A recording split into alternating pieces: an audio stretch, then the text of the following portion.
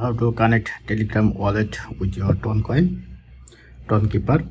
Go to search and search Notcoin, this one. Now you have to press on start. Now open apps, press on launch.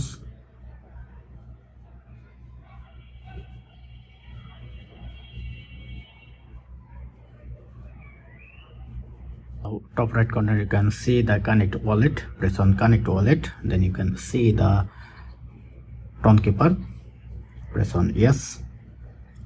Now your Tonkeeper and is connected. Press on connect wallet, enter your passcode.